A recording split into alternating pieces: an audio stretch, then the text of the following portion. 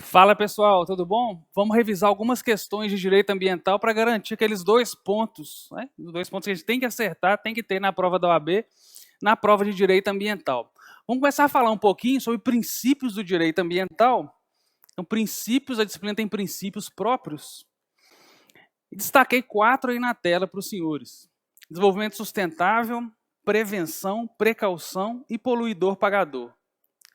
Então, desenvolvimento sustentável, que é o primeiro que está aí na tela, é tratado pelos autores de ambiental como primo princípio do direito ambiental, pela relevância desse princípio. Os outros todos são, de certa forma, relacionados à ideia de desenvolvimento sustentável, de sustentabilidade.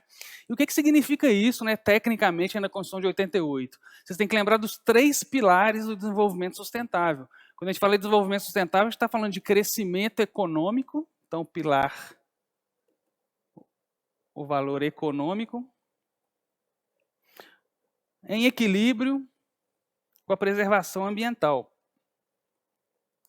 Então foi aquela ideia que surgiu lá na década de 70, no primeiro grande encontro internacional sobre meio ambiente, a Conferência de Estocolmo de 1972, que os países chegaram à conclusão que o desenvolvimento econômico, né, o crescimento econômico tem que continuar acontecendo no modelo econômico mundial que nós temos atualmente. Mas era preciso compatibilizar esse crescimento econômico com a proteção do meio ambiente. Então a ideia é que caminhem lado a lado, né, paralelamente, tanto o crescimento econômico quanto a preservação, a proteção do meio ambiente. E o terceiro pilar, equidade social. Equidade social. Então, são os 3 pilares desse princípio: o econômico, o ambiental e o social. Para que haja desenvolvimento sustentável, esses 3 pilares têm que aparecer ao mesmo tempo. Então, um exemplo, a gente tentar visualizar a questão social. Porque o Brasil vinha sendo, de certa forma, ainda vem sendo criticado na produção do etanol, né, do álcool combustível. Se para plantar cana-de-açúcar o Brasil suprime vegetação nativa, floresta tropical, por exemplo, vale a pena plantar cana-de-açúcar, produzir o combustível para suprimindo vegetação nativa? Então feriria aí a vertente ambiental, a preservação das florestas. E se na plantação de cana-de-açúcar o Brasil utiliza trabalho escravo e infantil, também fere aí a terceira pilar, né, a terceira vertente, que é o social. Então, nesse caso, nesse nosso exemplo, né, 2 pilares não foram respeitados, o ambiental e o social. Então, para quem defende a produção do álcool combustível, né, do etanol, fala o seguinte: a gente tem muita área já ainda, né, para plantar cana-de-açúcar, não precisa degradar floresta nativa, então a gente protege aqui o pilar ambiental e, obviamente, respeitar a CLT, né, sem trabalho escravo, sem trabalho infantil nas lavouras de cana. Aí o álcool combustível vai ser ótimo, né, não emite gás de efeito estufa para a atmosfera, então ele respeita os 3 pilares aí do desenvolvimento sustentável. Então, esse princípio, né, do desenvolvimento sustentável aparece lá no 225, caput da Constituição, também no 170, 2, 3 e 6. 2, 3 e 6. E no 186 da Constituição. Então, todos aí da Constituição de 88. Então, 170, 186 e o 225. Lembrando que lá no 225, a Constituição fala da proteção do meio ambiente para as presentes e futuras gerações, é o que alguns autores chamam de equidade intergeracional. Intergeracional entre gerações. A proteção, o contato do meio ambiente, o contato entre gerações, né, ligado aqui à questão ambiental, equidade intergeracional. Muito bem, prevenção e precaução, outros 2 princípios aí muito cobrados. O ponto em comum do princípio da prevenção e da precaução é que os 2 estão voltados para evitar que o dano ambiental aconteça. A gente vai tomar medida de prevenção, ou medida de precaução para evitar o dano ambiental. Então, a tendência do direito ambiental internacional é evitar que o dano aconteça. É muito melhor do que tentar reparar o dano depois. Então, a prevenção, vocês vão lembrar lá na hora da prova, o princípio da prevenção está ligado à certeza científica. Quando nós já conhecemos os impactos de uma atividade sobre o meio ambiente, aplica-se o princípio da prevenção. Então, certeza científica. Então, nós já conhecemos os impactos da atividade, vamos tomar medidas preventivas. Por exemplo, atividade de mineração. senhores concordam que nós já conhecemos os impactos da mineração? Para extrair lá a substância mineral, vai precisar suprimir vegetação nativa, por exemplo, vai precisar fazer uma barragem de rejeito da mineração. No transporte de minério, a poeira, né? O transporte vai subir poeira, pode atingir uma cidade vizinha. Então, esses impactos já são conhecidos. O que o órgão ambiental vai exigir do empreendimento minerário na hora do licenciamento ambiental? As condicionantes do licenciamento ambiental. Vou falar, vou te dar a licença ambiental se você reduzir essa poeira na hora de transporte de minério, por exemplo. Então, coloca lá nas suas pilhas de minério um aspersor, né, um produto que segura a poeira lá no chão. Então, o princípio da prevenção. Nós já sabemos, conhecemos esse impacto, então vamos adotar medidas preventivas para evitar que o impacto, que o dano ambiental aconteça. Já o princípio da precaução, que está aí na tela também, está baseado na falta de certeza científica. Então, isso é recorrente aí nas provas, falta de certeza científica. Como assim falta de certeza científica?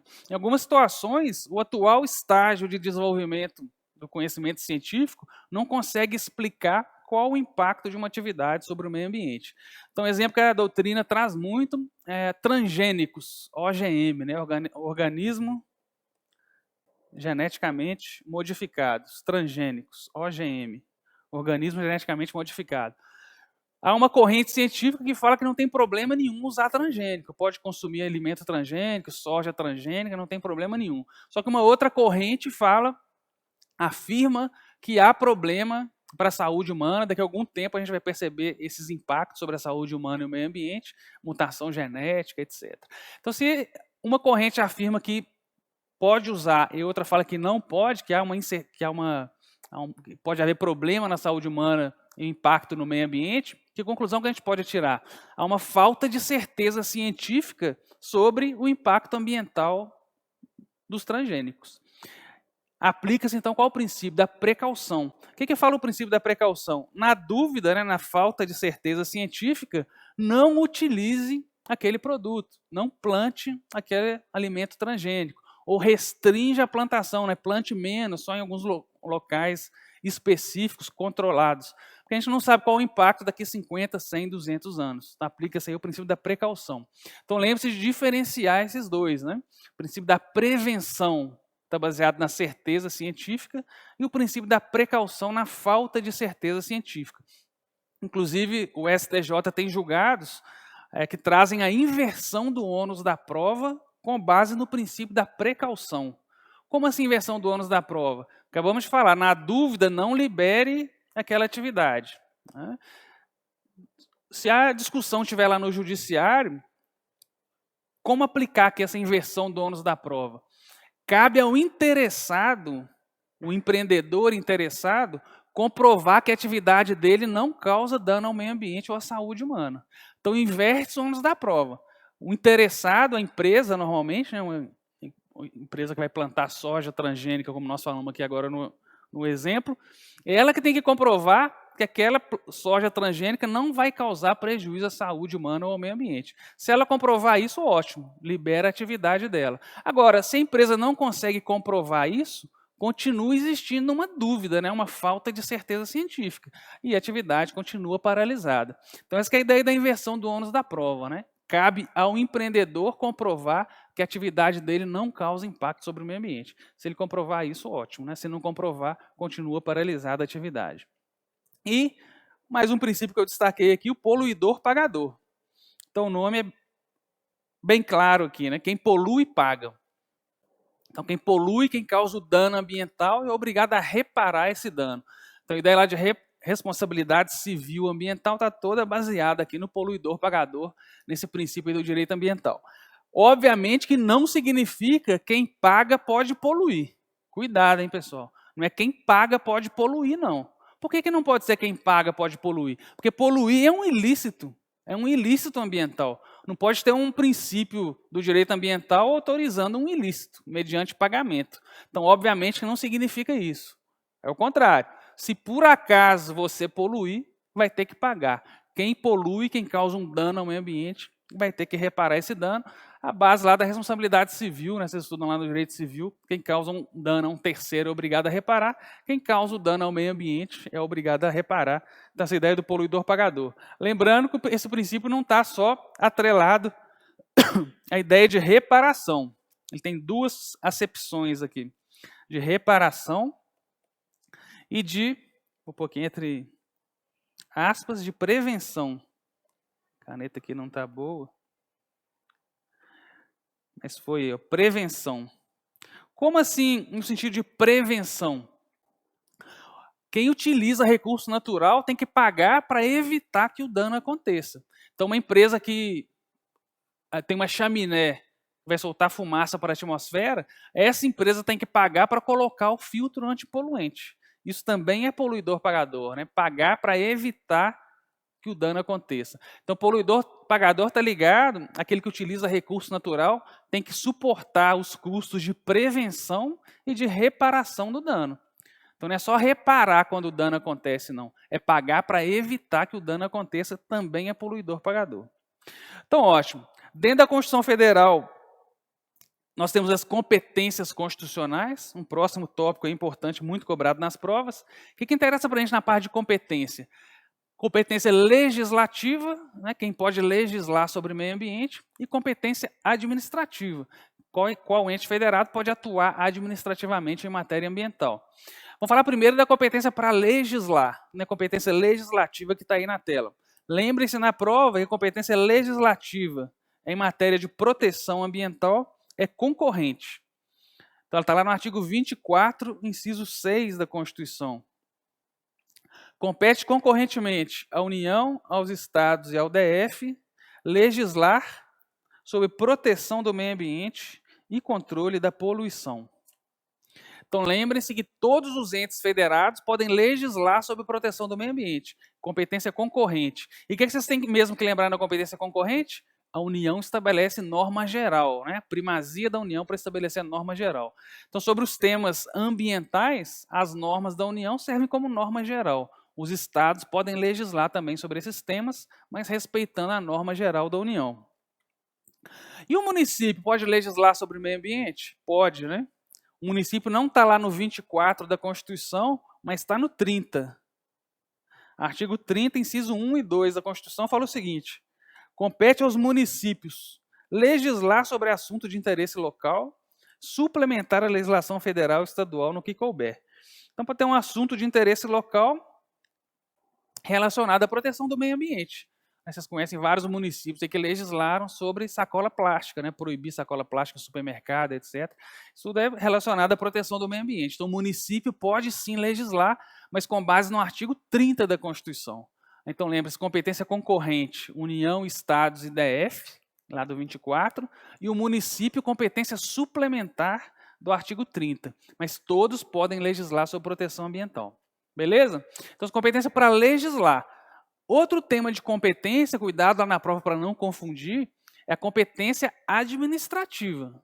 Aquele outro tipo de competência que a gente vai ver agora, não é para legislar sobre nada, é para atuar administrativamente. Por exemplo, exercer o poder de polícia ambiental, fiscalizar e multar a empresa poluidora, licenciar uma atividade, né, dar uma licença ambiental para uma atividade, e são ações administrativas. Então, a gente está falando aqui de competência material administrativa em matéria ambiental. E lembre-se aí na prova que a competência material é comum. Competência comum do artigo 23 da Constituição, incisos 6 e 7. 23, 6 e 7. Fala o seguinte: é competência comum da União, Estados, DF, municípios, aí já fala de todos os entes federados. Inciso 6. Proteger o meio ambiente e combater a poluição em qualquer de suas formas. E 7. Preservar as florestas, a fauna e a flora. Então, pessoal, dica aí para a prova de ambiental. Tanto para legislar, então competência legislativa, quanto a competência administrativa, todos os entes podem. Vocês têm que lembrar o nome de cada uma, né? Para legislar, quando todos podem, a competência legislativa concorrente. Né? União, Estados e DF, mais o município lá no 30. Todos podem legislar sobre proteção ambiental.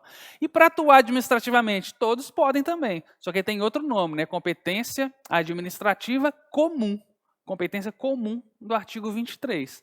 23, incisos 6 e 7 estão os temas de ambiental lá. Então isso facilita lá na hora da prova, né? Lembrar que todos podem tanto legislar quanto atuar administrativamente. Passando aí para o 225 da Constituição, um capítulo do meio ambiente na Constituição de 88, está aí na tela, o 225. É um único artigo, né, com vários parágrafos e incisos. Esse capítulo é uma novidade aí nas constituições brasileiras. As constituições anteriores não tratavam de proteção ambiental. Então, a Constituição de 88 é a primeira a tratar de proteção do meio ambiente, com um capítulo aí, 6, né, no artigo 225. Lembrando, né, pessoal, as constituições anteriores tratavam de temas ambientais, sim, mas exploração econômica daqueles bens. Então, sem pensar, jazidas, minas, água para fim de produção de energia elétrica, hidrelétrica, isso tudo já estava nas constituições anteriores. O que a Constituição de 88 traz de novidade não é a exploração econômica desses recursos naturais, que já existiam há muito tempo, nas constituições anteriores já estavam previstos. O que a Constituição de 88 traz de novo é a proteção do meio ambiente, né? Então, essas competências legislativa, administrativa que nós falamos, sempre no sentido de proteção do meio ambiente e não de exploração econômica dos recursos, né? Então, no 225 aí da Constituição, vamos passar por ele, que ele é importantíssimo, ele já traz alguns pontos da parte constitucional ambiental. Todos têm direito ao meio ambiente ecologicamente equilibrado. Então, todos têm direito ao meio ambiente equilibrado. Todos aí já traz bem aquela ideia da classificação do meio ambiente como interesse difuso. Vocês lembram que o meio ambiente é um interesse, é um direito difuso. O que é o interesse difuso? É um interesse transindividual, vai além do interesse de uma única pessoa, né? Então, quem que é interessado no meio ambiente ecologicamente equilibrado? Todos nós. Então, o interesse transindividual vai além do indivíduo. E não é possível identificar uma categoria, uma classe específica que é interessada no meio ambiente saudável. Todos nós somos interessados. Por isso que ele entra como interesse difuso, né? Lembrando aquelas ações constitucionais próprias para a proteção de interesse difuso, e no nosso caso aqui específico do meio ambiente, ação civil pública e ação popular são muito cobrados, né? Então, ação civil pública ambiental. Então, quem pode ajuizar uma ação civil pública? Ministério Público, Defensoria Pública, administração direta e indireta, as associações civis, né, constituídas há mais de um ano. Então, a gente tem aqueles legitimados ativos para a ação civil pública, e a ação civil pública pode ser utilizada na proteção do meio ambiente, como interesse difuso na reparação civil do dano ambiental. E ação popular ambiental. Quem pode ajuizar uma ação popular? Qualquer cidadão, né, pessoa física, em dia com seus direitos políticos, pode ajuizar uma ação popular, não para garantia do interesse individual dele, né, mas para garantia do meio ambiente como interesse difuso, como está aqui no 225.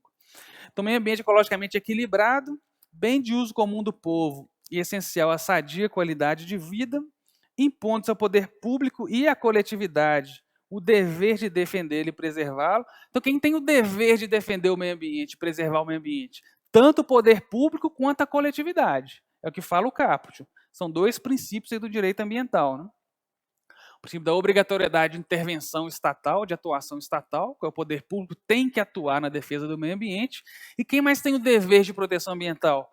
Toda a coletividade, toda a sociedade tem esse dever, princípio da participação, ou princípio democrático em matéria ambiental. Para as presentes e futuras gerações. Então, proteção do meio ambiente para as presentes e futuras gerações, aquela ideia que eu já falei da equidade intergeracional, né, entre gerações. 225, parágrafo 1º, inciso 4, está aí na tela, é muito cobrado nas provas, ele trata do EPIA, Estudo Prévio de Impacto Ambiental. Estudo prévio, o P não está querendo sair hoje. Estudo prévio de impacto ambiental. Então, olha lá, incumbe ao poder público, inciso 4, exigir na forma da lei para instalação de obra ou atividade potencialmente causadora de significativa degradação do meio ambiente, estudo prévio de impacto ambiental a que se dará publicidade. Cuidado com esses dois pontos que eu grifei aí. Quem que tem que apresentar o estudo prévio de impacto ambiental que está na Constituição?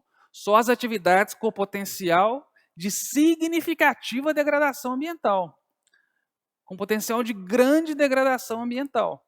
Então, as grandes empresas, ou por exemplo, a transposição do São Francisco, né, que passa por vários estados da federação. Na hora do licenciamento da transposição do São Francisco, precisa apresentar o EPIA?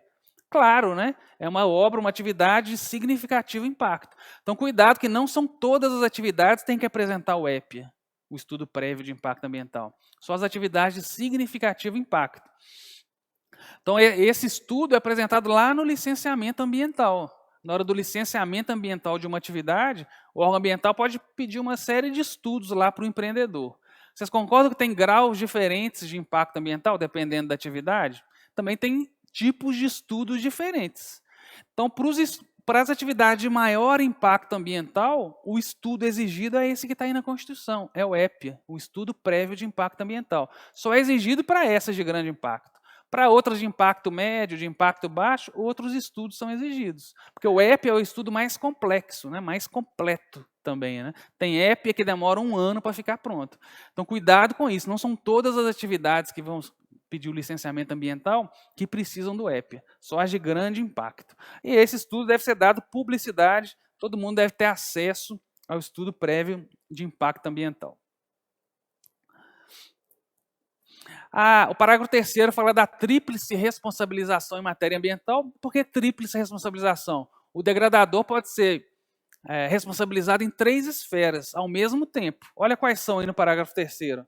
As condutas e atividades consideradas lesivas ao meio ambiente sujeitarão os infratores, pessoas físicas ou jurídicas, a sanções penais, administrativas, independentemente da obrigação de reparar os danos. Reparar os danos é qual esfera, pessoal? Civil, né? Então estão aí as 3 esferas de responsabilização ambiental: penal, administrativa e civil. O sujeito pode ser responsabilizado pelo mesmo dano ambiental nessas 3 esferas. Não é bis in idem, não está cobrando 2 vezes a mesma coisa, porque são esferas diferentes, a Constituição autoriza aí no parágrafo 3º. Parágrafo 4º, fiquem atentos às 5 macro-regiões que estão aí na Constituição e lembrem-se quais são essas 5 para a prova. Vamos ver quais são. Floresta Amazônica Brasileira, Mata Atlântica, Serra do Mar, Pantanal Mato Grossense e Zona Costeira. Então estão 5 aí. E lembre-se que eles são considerados patrimônio nacional. Então, por que eu falei que vocês têm que lembrar quais são as 5 macro-regiões que estão aí no parágrafo 4º? Em outras provas anteriores, o examinador já colocou lá Cerrado, Caatinga, o Pampa Gaúcho, Cristo Redentor. Nenhum deles está na Constituição. Né? Então, lembrem-se desses 5. Floresta Amazônica e Pantanal, né? Fácil lembrar, a gente sempre lembra desses 2. Mata Atlântica, Serra do Mar e Zona Costeira. E o que é mais que é importante aqui? A Constituição fala que essas 5 macro-regiões são patrimônio nacional. O que significa isso? Significa que eles são bens da União? Patrimônio nacional é sinônimo de bens da União ou de bens públicos? Não, né? Diferente de bem da União. Não significa bens da União. Então, quando a Constituição chama essas macro-regiões de patrimônio nacional, ela quer apenas destacar a relevância ambiental dessas áreas e falar que lei específica pode regulamentar a exploração de recurso natural ali, mas não chama de bem público nem de bem da União. Né? Uma importância prática aqui, que a gente percebe logo de cara, é o seguinte: se fosse considerada bem da União, um crime ambiental, por exemplo, dentro da floresta amazônica, quem que ia processar e julgar?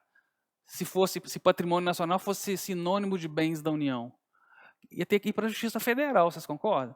Se fosse bem da União, vai processar e julgar pela Justiça Federal. Só que não são bens da União. Então, crime ambiental, uma situação envolvendo uma questão ambiental dentro da floresta amazônica, que é uma dessas macro-regiões, não vai para a Justiça Federal, porque não há interesse direto da União. Essas áreas não são bens da União, são apenas consideradas patrimônio nacional. Então, fiquem atentos aí para a prova.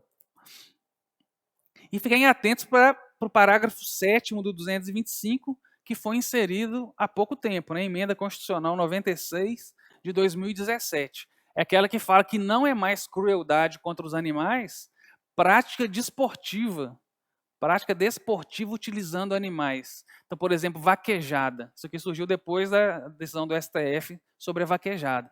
Então, essas práticas desportivas consideradas registradas, né, como bem de natureza imaterial, como está aí na tela, não são mais consideradas práticas cruéis.